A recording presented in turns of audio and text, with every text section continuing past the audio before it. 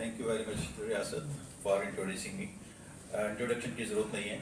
No disclaimers, no introduction, no disclosures, etc., etc. Direct coming to the topic, and that is, he has told you.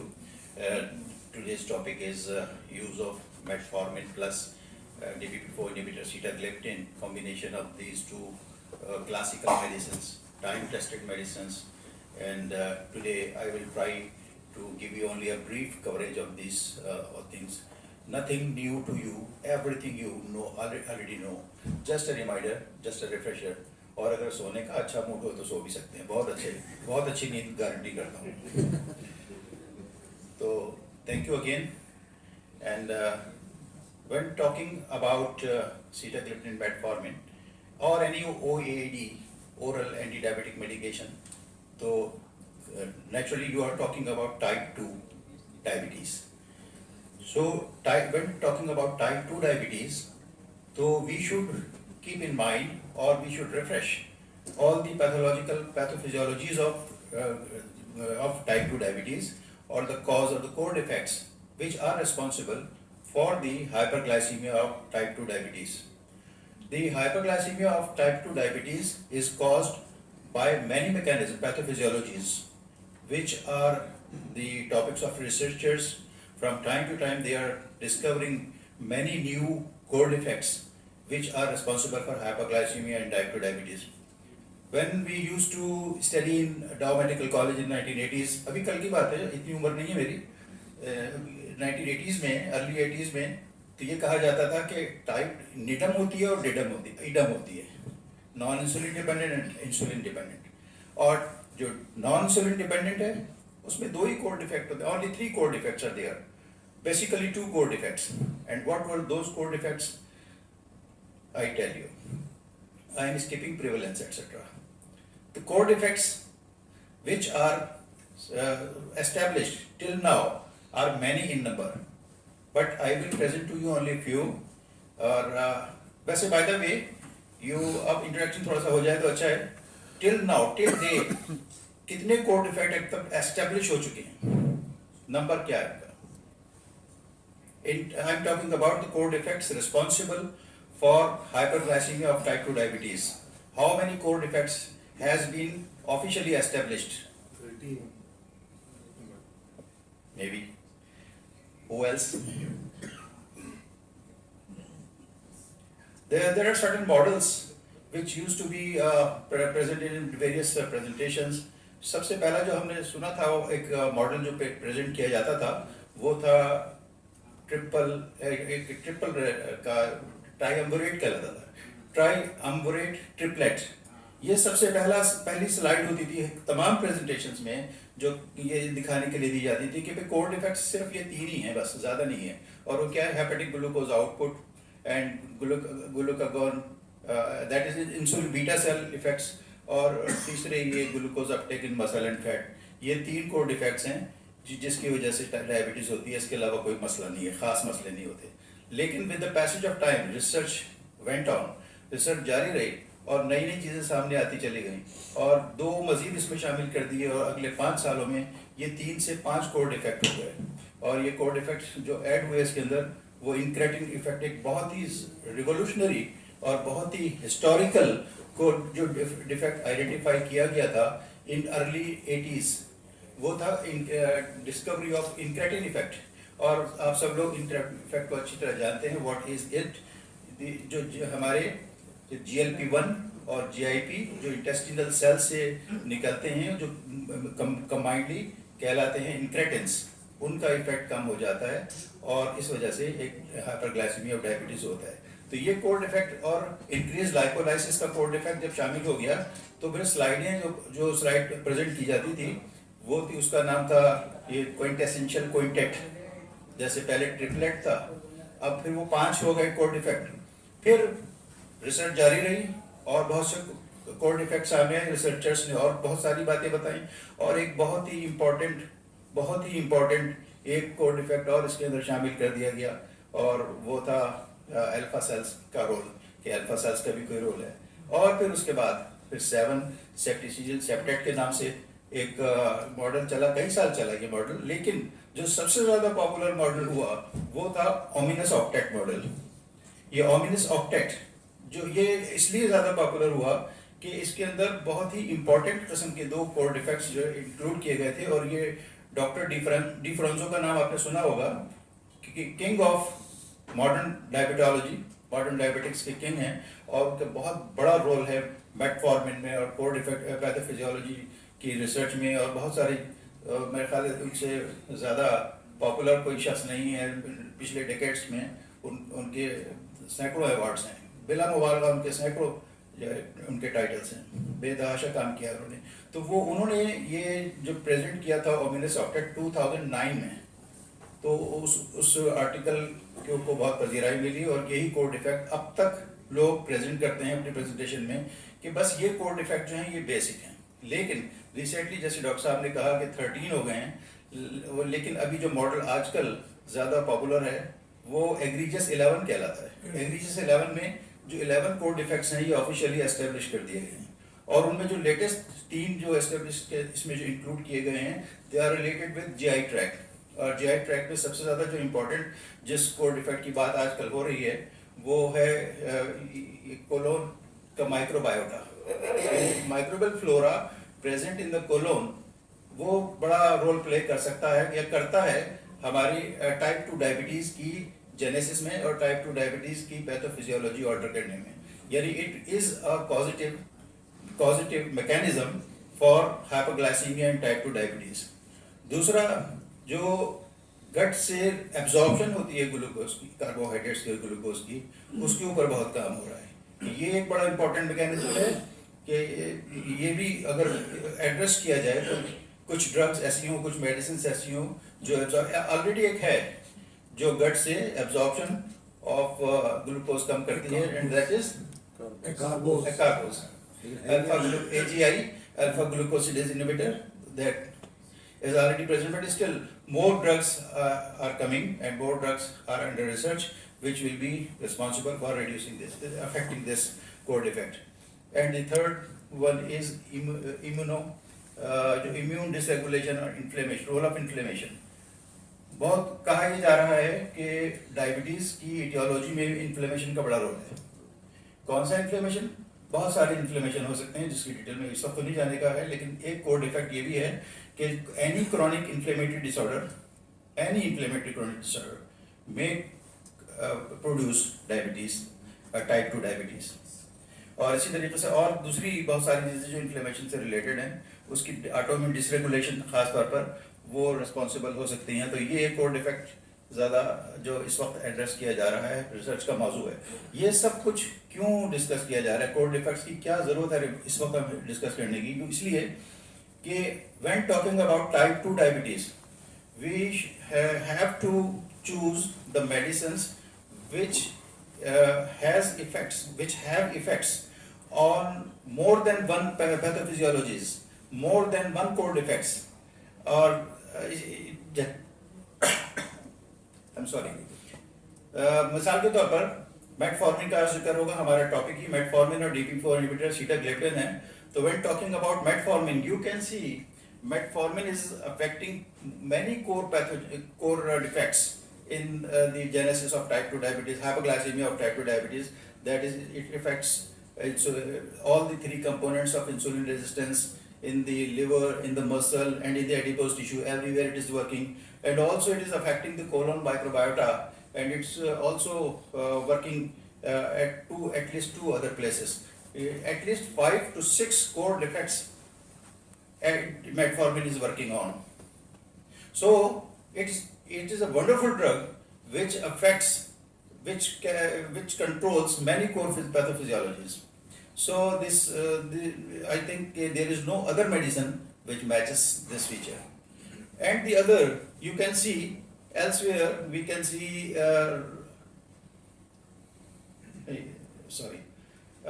incretins.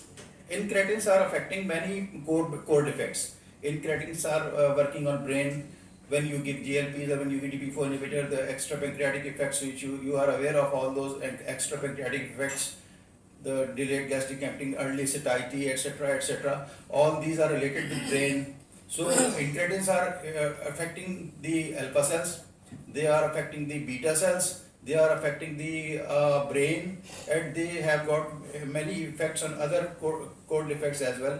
And so the incretin therapy is the second therapy which is affecting multiple levels. So the two group drugs are very wonderful drugs, that is incretin based therapy and metformin, which is affecting multiple core defects.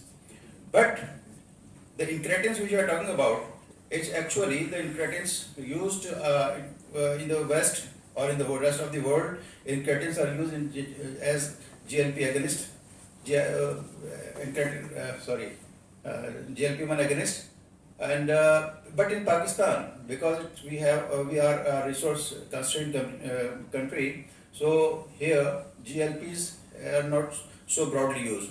So the second incretin based therapy which we can use is in oral form, and that is DPP-4 inhibitor. DPP-4 inhibitor have got mild one because it is working physiologically, and it is not an analog. It is just killing that enzyme which is responsible for the degradation of GLP-1, and it makes sure the availability of physiological GLP to the beta cells. So at least little things they are doing. So हमारी गरीबों की GLP-1 जो है वो DPP-4 है, हम गरीबों की GLP-1 सीटाग्लिप्टिन है.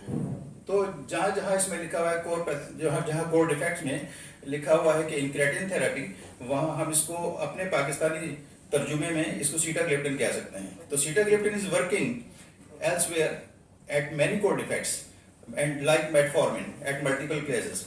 बाकी सब मेडिसिन का देखें, जो इस वक्त जो सबसे ज्यादा जो धूम मची हुई है सर की कार्डियोलॉजी में इन्होंने कब्जा कर रखा है जिस दवा के ऊपर, वो SGLT2 इनहिबिटर्स हैं.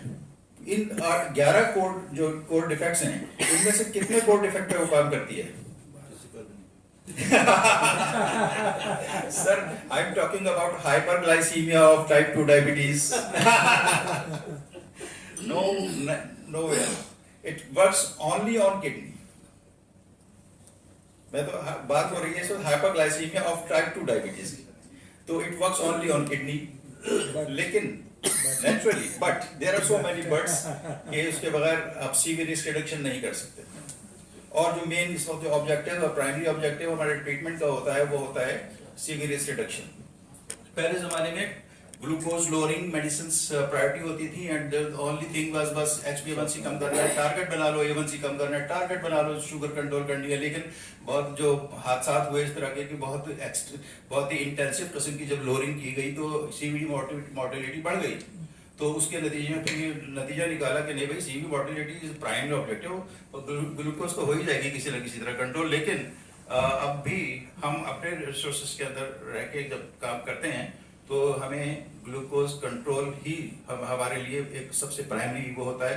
CV रिस्क रिडक्शन हो जाती है एक by adding SGLT to this combination which we are today talking about. So these are the mechanisms which are responsible. पीछे मैंने एक स्लाइड स्किप कर दी थी, वो मुझे बहुत पसंद थी. डॉक्टर सर हमारे जो डॉक्टर ज़मान शेख साहब की प्रेजेंटेशन में मैं जगह जगह देखा करता था. फिर वो मैंने जगह ढूंढी उसको कि एक 6 blind persons are trying to explore an elephant, और वो एलिफेंट को ढूंढ रहे. वो एक ब्लाइंड कहता है कि एलिफेंट इज लाइक रोप, क्योंकि उसके हाथ में सिर्फ टेल थी, और जो जिसके हाथ में सिर्फ ट्रंक थी वो कहता है आई थिंक एलिफेंट इज लाइक अ होस पाइप. और जिसके हाथ टच कर रहे थे उसकी एब्डोमेन को, तो वो ब्लाइंड मैन कह रहा था oh I think elephant is like a wall, strong wall. तो एवरी पर्सन जो जिस तरीके से भी उसको परसीव कर रहा था, every blind person was explaining elephant, describing the parts of elephant in his own, according to his own observation. But ये जब इस पे इतलाक होता है इसका कि what we know about diabetes, तो यही हाल है हमारा. अभी तक 13 कोर डिफेक्ट्स को पिछले 50 सालों में डिफेक्ट एस्टेब्लिश कर लिए हैं, लेकिन इसके बावजूद वर्क इज गोइंग ऑन, और बहुत कुछ आगे पाइपलाइन में है जो आने वाला है, जो ये बताएगा कि आगे चल के कि रिवोल्यूशनाइज हो जाएगी सारी ट्रीटमेंट, ये सब शायद चीज़ें ये सब खत्म हो जाए, या कुछ और ही कोई नया एक ऐसा डिफेक्ट सामने आए जैसे जीन्स पे काम हो रहा है और मुख्तलिफ एंगल्स पे काम हो रहा है। तो ये जो ट्रिपलेट्स, पेंटेलेट्स, सेक्सलेट्स, हैप्लेट्स और ओमिनस ऑक्टेट एंड देन उसके बाद एग्रीजियस 11 जितने मॉडल्स आए हैं सब ऑब्सोलीट हो जाएं शायद। तो कौन जीता है तेरे जुल्फ के सर होने तक।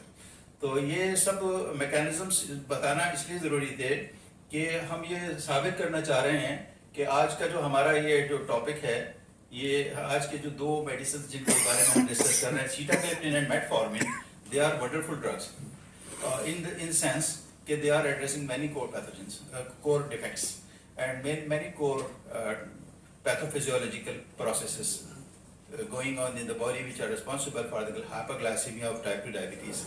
So it is important to reduce HbA1c because ये बड़ी पुरानी स्लाइड है कि जिसमें ये दिखाया जाता है कि by reducing only even 1% of HbA1c you can reduce micro and macrovascular risks up to this extent.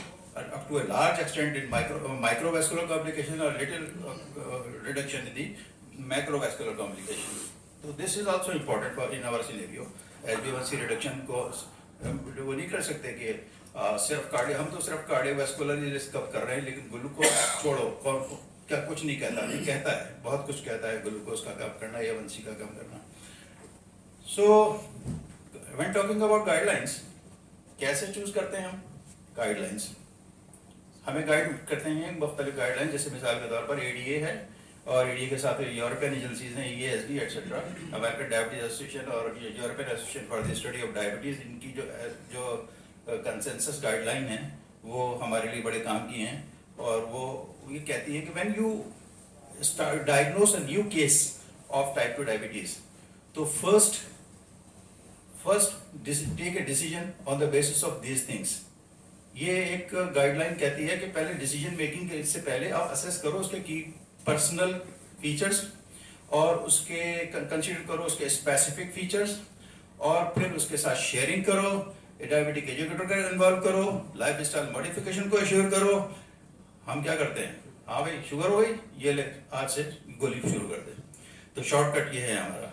लेकिन कितना लंबा प्रोसीजर है ये जो गाइडलाइन में मौजूद है, और ये क्यों ज़रूरी है? ये इसलिए ज़रूरी है कि बहुत सारी चीज़ें हम इग्नोर कर देते हैं, और वो इटियोलॉजी से लेके और बहुत टारगेट ऑर्गन डैमेजेस तक बहुत सारी चीज़ें इग्नोर हो जाती हैं अगर हम इस हिस्ट्री में ना जाएं और ये तमाम इवेल्युएशन ना करें। तो खैर, फार्मास्यूटिकल ट्रीटमेंट की जहाँ तक बात होती है तो इसी कंसेंसस गाइडलाइन के अंदर इन्होंने दो हिस्सों में इसको तकसीम किया है।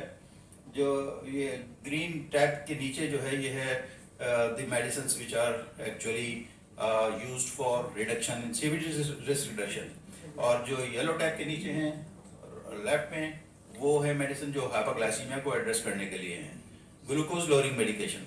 और ग्लूकोज लोअरिंग मेडिकेशन में after lifestyle modification and metformin, the next medicine to add to metformin is incretin based therapy. And in Pakistan, मैंने पाकिस्तानियों की इंक्रेटिन जो बताई आपको वो है सीटाग्लिप्टिन। तो वो सीटाग्लिप्टिन हर जगह इस पे लिखा हुआ है कि आप ऐड कर दें सीटाग्लिप्टिन, या जो है इकोनॉमी जहाँ इशू आती है वहाँ सल्फोनेलुरिया या कहीं कहीं थायराइड एक्सेट्रा वो भी ऐड की जा सकती है।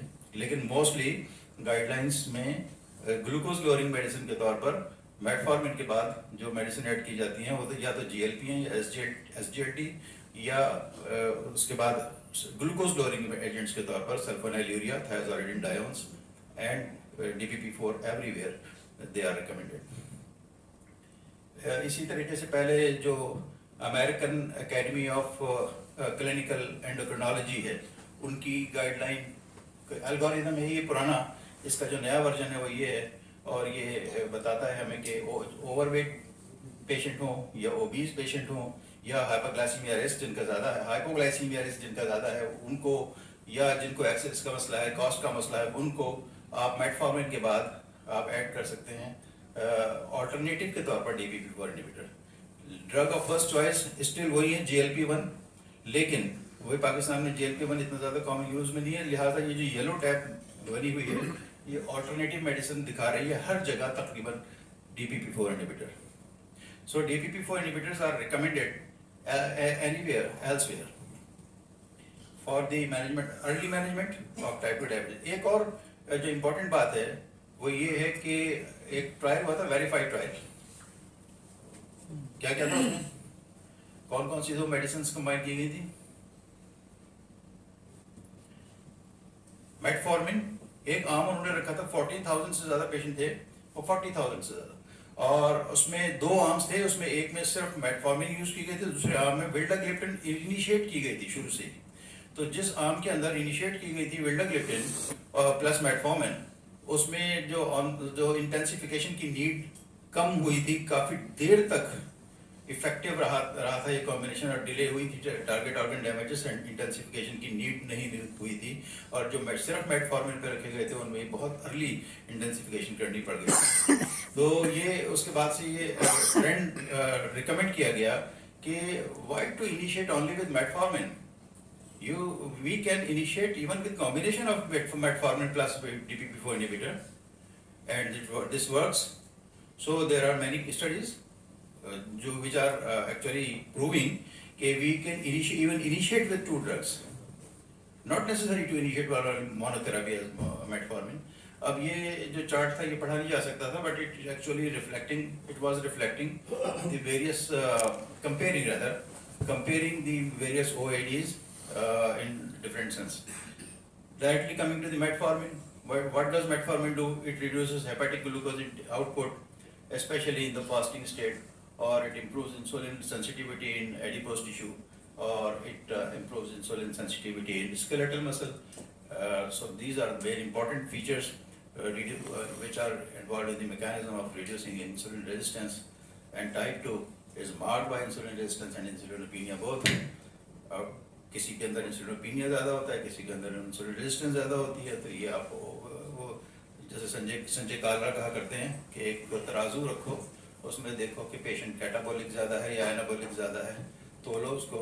अगर वो बहुत ज़्यादा कैटाबॉलिक हो रहा है और बहुत, तो वो या फिर इंसुलिनोपीनिक है, उसमें आयात नहीं है। और अगर वो एनाबॉलिक है तो वेट ज़्यादा है, बहुत ओबीस है, तो उसके अंदर इंसुलिनोपीनिया कम, आईआर ज़्यादा है, इंसुलिन रेजिस्टेंस ज़्यादा है।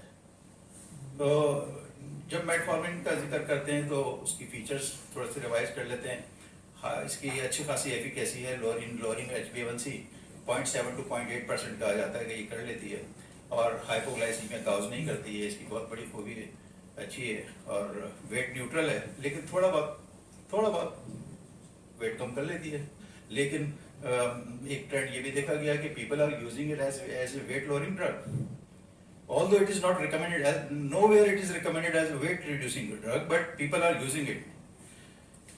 तो वेट न्यूट्रल है बाहर, एंड गुड सेफ्टी प्रोफाइल है इसका, जैसे मामूली से GI, और वो भी अब जो एक्सटेंडेड रिलीज जब से आ गई है मार्केट के अंदर, तो ये भी कॉस्ट इज वेरी लो। जैसे अभी डॉक्टर नसीर शाहीन बात कर रहे थे कि ये बेचारी गरीब दवा सिर्फ अपनी कीमत से मार खाती है, वरना जितनी इंपॉर्टेंस इसकी है ये तो मिलियंस में बिकनी चाहिए। तो first line glucose lowering therapy है, ये किसी भी चीज़ के साथ। इसका एक और मज़ेदार फीचर ये है कि ये आलू है, किसी भी सब्जी में डाली जा सकती है, गोश्त में डाली जाती है, गोश्त में भी डाल सकते हैं। It can be added to any other food. 4 बजे के बाद। प्रिकॉशन सिर्फ खास नहीं है, बस सिर्फ यही है कि भाई अगर वो 30 से नीचे है तो ना यूज़ करें। क्या EGFR एस्टिमेटेड GFR अगर 30 से नीचे है और 45 से नीचे है तो ज़रा डोज कम कर दें, 30 से नीचे है तो रोकें एहतियात। और दूसरे वो B12 डेफिशिएंसी के लिए कहा जाता है कि बी केयरफुल, एंड वो एस्टिमेट करते रहें और सप्लीमेंट कर दें। It's very easy to supplement vitamin B12, तो it's not an issue, major issue. अब सीटाग्लिप्टिन के ऊपर आए अगर, तो सीटाग्लिप्टिन क्या है भाई? DPP-4 इनहिबिटर है भाई। और वो DPP-4 इनहिबिटर क्या है? एक एंजाइम होता है DPP-4, उसका नाम है, और उसका क्या काम है? उसका काम है GLP-1 जो हमारे इंटेस्टाइन के सेल अच्छा खासा बनाते हैं, हर खाने के बाद बना लेते हैं रेस्पॉन्स के तौर पे, लेकिन वो कम वक्त जो है वो DPP-4 आके उसको ख़त्म कर देता है, उसकी हाफ लाइफ बहुत कम कर देता है। तो अगर उसको मार दो तो फिर GLP ज़रा लंबी चल जाएगी, फिजियोलॉजिकल GLP ज़रा देर तक चल जाएगी। तो ये बस DPP-4 को इनहिबिट करता है, ये खुद शुगर लोअरिंग ड्रग नहीं है सीटाग्लिप्टिन। तो इट रिड्यूसेस ग्लूकागोन रिलीज। एक तरफ तो अल्फा बीटा सेल्स के ऊपर काम कर रही है by stimulating the beta cells, and on the other hand it is working on suppression of alpha cells वहाँ जाके उसको कब कर, जैसे अभी थोड़ी देर पहले जिक्र हुआ था कि इसके कुछ एक्स्ट्रा पैंक्रियाटिक इफेक्ट्स भी हैं, और वो एक्स्ट्रा पैंक्रियाटिक इफेक्ट्स जो हैं वो satiety, early satiety, delayed gastric emptying etcetera etcetera, जिनकी वजह से एक्स्ट्रा बेनिफिट मिलता है ग्लूकोज कंट्रोल करने में। सो ये इसका डिटेल मैकेनिज्म है। न्यूट्रल, वेट में न्यूट्रल ये भी है, हाइपोग्लाइसीमिया इससे भी नहीं होता लाइक मेटफॉर्मिन, और इन दोनों को बड़ी आसानी से कंबाइन किया जा सकता है। Tolerability is very good, efficacy is excellent, और जब दोनों को कंबाइन कर दिया जाता है तो A1C रिडक्शन 1.5% तक जा सकता है। और ये कॉम्बिनेशन अगर जब भी आप यूज़ करते हैं कोई से भी दो, तो उनकी जो सबसे बड़ा जो उनका फ़ायदा होता है कि ऑगमेंट करती हैं एक दूसरे के इफेक्ट्स को। लाइक एंटी हाइपरटेंसिव मेडिसिन में जैसे सर हमेशा बताते हैं कि इसका सबसे बड़ा जो कॉम्बिनेशन का फ़ायदा होता है कि ऑगमेंटेशन होता है, और ग्लाइसेमिक कंट्रोल बहुत अच्छा हो जाता है, weight and cardiovascular risk profile बेहतर करती है, और ड्यूरेबिलिटी ऑफ ग्लाइसेमिक इफेक्ट जो है ना वो एश्योर करती है, काफ़ी अरसे तक काम करती है। So this combination is excellent. और अब ये जो हमारे मेज़बान गिरामी हैं, इनका एक ब्रांड है, और वो ब्रांड के अंदर इन्होंने इस कॉम्बिनेशन को बहुत ब्यूटीफुली इसको कंबाइन किया है। ब्यूटीफुली इसलिए कि इन्होंने इसके अंदर एक्सटेंडेड रिलीज मेटफॉर्मिन ऐड की है। ये जो इन्होंने जो प्रिपरेशन बनाई है वो प्रिपरेशन एक्सटेंडेड रिलीज मेटफॉर्मिन और सीटाग्लिप्टिन का ऊपर का इमीडिएट रिलीज कोर रखती है। वो फॉरन रिलीज हो जाता है, और एक्सटेंडेड रिलीज मेटफॉर्मिन जो है वो तकरीबन 8 से 10 घंटे तक वो आहिस्ता आहिस्ता रिलीज होती रहती है। तो it's wonderful combination and wonderful presentation by Sol Pharma, it can be used, और दूसरे जो फीचर्स इसके हैं वो इन्होंने हाईलाइट किए हैं इसके अंदर, in terms of hypoglycaemia, in terms of weight etcetera etcetera, वही फीचर जो अभी रिपीट हुए हैं। So this was all about metformin and sitagliptin, only a brief review. I am sorry अगर थोड़ा सा प्रोग्राम हुआ हो, नहीं, तो thank you very much for patient listening. Thank you.